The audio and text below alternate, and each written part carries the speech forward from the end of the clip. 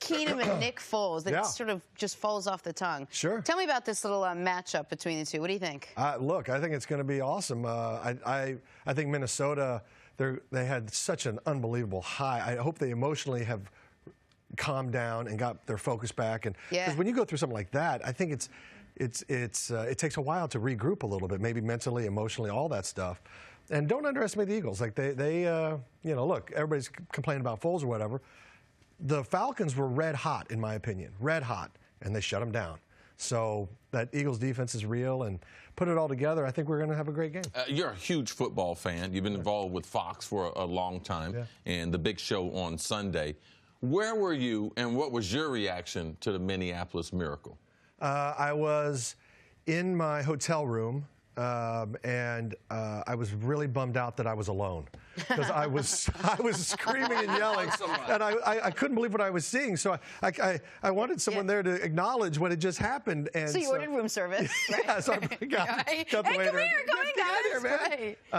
But I did. I wanted to acknowledge it. So I did what everybody in this world does. I tweeted out like, "Oh my God, Vikings!" I think is what I tweeted, and that was it. But and then I called my son.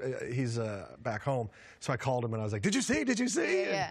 He didn't, so I felt bad because he was like, "No, I was shooting hoops." That story dropped off a little bit. You mentioned the emotional high. So the one thing that's really interesting about this game, so CeCe was able. He was at the game. He was able to be in the locker room right after. And CeCe's described that while in the locker room, celebration amidst. Once Mike Zimmer acknowledges the team, acknowledges the moment, he started going down the schedule for Monday. Like, listen, practice squad guys, you show up at 7:30. These guys, you show up at 8, just to try to refocus everyone. Yeah, definitely refocus, level set. Everyone, do you guys realize we just witnessed a miracle? That's what he said. They said the Lord's Prayer, practice squad squares, 8 o'clock, weightlifting, 8:30, team meeting at 9. Good. So the chance of recovering. I think that's the absolute right thing to do. I think that's the smartest thing you can do. You come off an emotional high like that, it is so hard to reset and regroup and refocus. And I think that's right. You have to acknowledge it. You can't blow it off.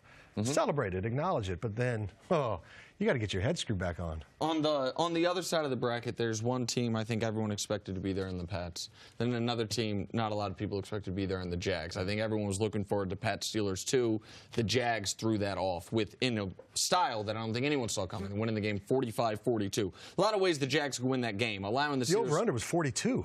Right, both teams hit the over by themselves essentially. It was, right, it was so. What up, Steve? He's not the person to remind what the over was. Okay? I'm just going to tell you.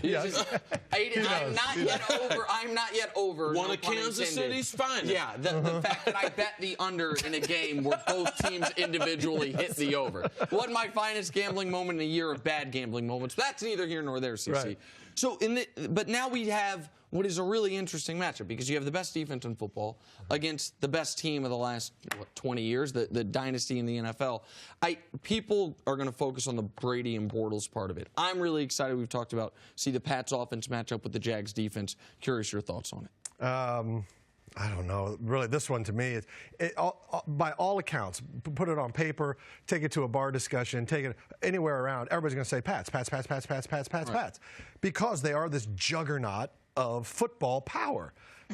Let's face it, they are. If they get into this, that's what Brady's going to play in his 8th Super Bowl. That's crazy. Yes. That's just insanity. So, you do have to acknowledge the dynasty and the powerhouse that the Pats have been. But the Jaguars didn't just walk into this. They didn't just accidentally show up to the AFC Championship. They're there for a reason. And, look, as a football fan who doesn't have a dog in that fight, I just want a good game. And I think we're going to get one. I know you didn't want to talk about the quarterbacks. I do. The law firm, obviously, of Keenum, Bortles, and Foles, they were zygotes, basically, when Tom Brady started playing football. We've been talking this whole season how long this guy has and what he could do. And is this it, or can he, like he wants to play for another 45 years? What do you think about Tom Brady's longevity in this? He apparently can do whatever he wants. Easily, right? Yeah. Every time I start to, because I was at the Super Bowl last year, and I saw that miracle happen, right? And I was like, if he doesn't walk out at 40 on top with the greatest game ever played, I think that would be silly. Yeah. But then he came back, and I was like, okay. And then I said, I think that was a mistake because clearly probably won't even make the playoffs.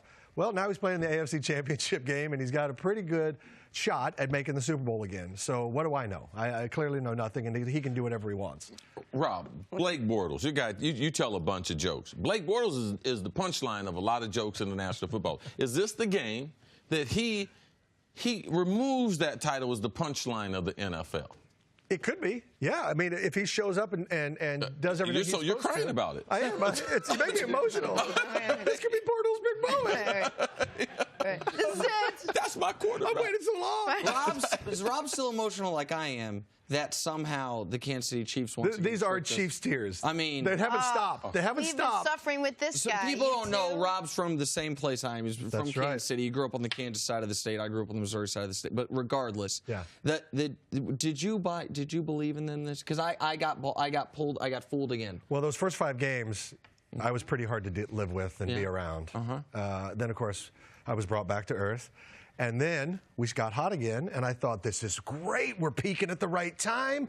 You know, here we go. And then the first half of the playoff game, it felt like that. I don't know what it is. Arrowhead is such an advantage, but we haven't won a playoff game at Arrowhead since Montana was our quarterback. Yeah, I know. Yeah. He's really upset about it. I mean, it's just no. So I just they're killing me, man. That's the real devastation of it all, because you felt like they felt like the AFC. There were some weak points this year. I always. That's part of being a fan. That's fandom. I am always for the Chiefs. I'm always on board with the Chiefs. Their fate is my fate. I have to live with it. But yeah, they're killing me. Thanks for watching. Subscribe here to get the latest from the show. Also, be sure to check out more of the best clips from First Things First, or go watch a few segments from our other shows on FS1.